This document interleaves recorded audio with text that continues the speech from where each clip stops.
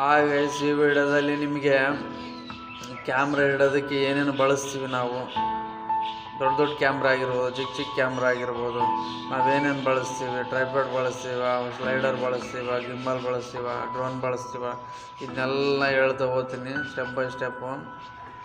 ಅದು ಯಾವ ರೀತಿ ನಾವು ಕ್ಯಾಮ್ರಾನ ಇಡೋಕ್ಕೆ ಎಲ್ಲ ಮೆಟೀರಿಯಲ್ ಯೂಸ್ ಮಾಡ್ತೀವಿ ಅದನ್ನು ಹೇಳ್ತಾ ಹೋಗ್ತೀನಿ. ವಿಡಿಯೋನ ಕೊನೆವರೆಗೂ ನೋಡಿ. ಮೊದಲನೇದಾಗಿ ನಾವು ಟ್ರೈಪಾಡ್ ಸ್ಟಿಕ್ಸ್ನ ಬಳಸ್ತೀವಿ, ಯೂಸ್ ಮಾಡ್ತೀವಿ, ಜಾಸ್ತಿ ಯೂಸ್ ಮಾಡ್ತೀವಿ. ಚಿಕ್ಕ ಚಿಕ್ಕ ಕ್ಯಾಮ್ರಾ ಇರೋರು, ಮೊಬೈಲ್ ಇರೋರು ಈ ಟ್ರೈಪಾಡು ಸ್ಟಿಕ್ಸ್ ಎಲ್ಲ ಬಳಸ್ಕೊತೀವಿ. ಮತ್ತು ಇದು ಎಲ್ಲರಿಗೆ ನಾರ್ಮಲಾಗಿ ಗೊತ್ತಿರುತ್ತೆ. ನೆಕ್ಸ್ಟ್ ಮುಂದೆ ಸ್ಲೈಡರ್ ಅಂತ ಬರುತ್ತೆ. ಇದು ಏನಪ್ಪ ಅಂತಂದ್ರೆ ಕ್ಯಾಮ್ರಾ ಮೂಮೆಂಟು ಒಂದು ಕಡೆಯಿಂದ left to right camera slide ಆಗುತ್ತೆ. ಒಂದು ಕಡೆ ಲೆಫ್ಟಿಂದ ರೈಟ್ ಮೂವ್ ಆಗೋ ಶಾಟ್ ತೆಗಿಯೋದು, ಇಲ್ಲ ರೈಟಿಂದ ಲೆಫ್ಟ್ ಮೂವ್ ಆಗೋ ಶಾಟ್ ತೆಗಿಯೋದು, ಈ ಥರದಕ್ಕೆ ಯೂಸ್ ಆಗುತ್ತೆ ಇದು ಸ್ಲೈಡರ್ ಇಕ್ವಿಪ್ಮೆಂಟು ಇದಕ್ಕೆ ಯೂಸ್ ಆಗುತ್ತೆ. ಸ್ಲೈಡರ್ ಮೂಮೆಂಟ್ ಶಾಟ್ನ ತೆಗಿಯೋಕ್ಕೆ ಈಸಿ ಆಗುತ್ತೆ ಇದು ಸ್ಲೈಡರು. ಹ್ಯಾಂಡಲ್ಡ್ ಅಂತಂದರೆ ಇದೇನು ಗೊತ್ತು, ಇದು ರನ್ನಿಂಗಲ್ಲಿ ವಾಕಲ್ಲಿ ಶಾಟ್ನ ತೆಗಿಯೋಕ್ಕೆ ಯಾವುದು ಹ್ಯಾಂಡಲ್ಡು.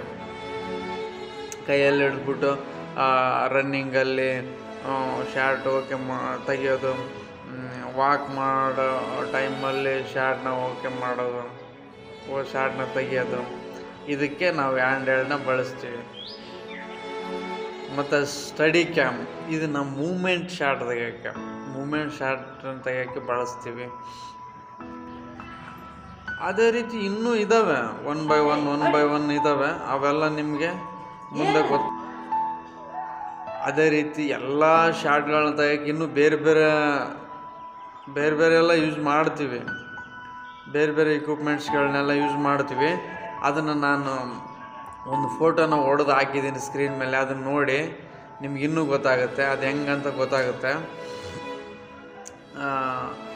ಅವನ್ನೆಲ್ಲ ನೋಡಿ ತಿಳ್ಕೊಳ್ಳಿ. ಇದನ್ನ ಹೆಂಗೆ ಯೂಟ್ಯೂಬಲ್ಲಿ ಒಂದಿಷ್ಟು ನೋಡಿ, ಇವು ಗಿಂಬಲ್ ಆಗಿರ್ಬೋದು, ವೈರು, ಇನ್ನೂ ಬರುತ್ತೆ, ಇನ್ನೂ ಕೆಲವಿದಾವೆ. ನಾನು ಸ್ಕ್ರೀನ್ ಮೇಲೆ ಹಾಕಿದ್ದೀನಲ್ಲ ಅದನ್ನು ನೋಡ್ಕೊಳ್ಳಿ. ಅದು ನೋಡ್ಕೊಂಡ್ರೆ ನಿಮಗೆ ಇನ್ನು ಯಾವ ಇಕ್ವಿಪ್ಮೆಂಟ್ಸಲ್ಲಿ ನಾವು ಕ್ಯಾಮ್ರಾನ ಇಟ್ಟು ನಾವು ಶಾಟ್ಗಳನ್ನ ತೆಗಿಬೋದು ಅನ್ನೋದನ್ನು ನಾನು ಈ ವಿಡಿಯೋದಲ್ಲಿ ಆ ಫೋಟೋದಲ್ಲಿ ಹಾಕಿದ್ದೀನಿ. ಅದನ್ನು ನೋಡ್ಕೊಳ್ಳಿ, ಗೊತ್ತಾಗುತ್ತೆ. ಹಾಗೆ ಲೈಕ್ ಮಾಡಿ, ಶೇರ್ ಮಾಡಿ, ಕಾಮೆಂಟ್ ಮಾಡಿ, ಕಾಮೆಂಟ್ ಬಾಕ್ಸಲ್ಲಿ ಸಬ್ಸ್ಕ್ರೈಬ್ ಮಾಡಿ.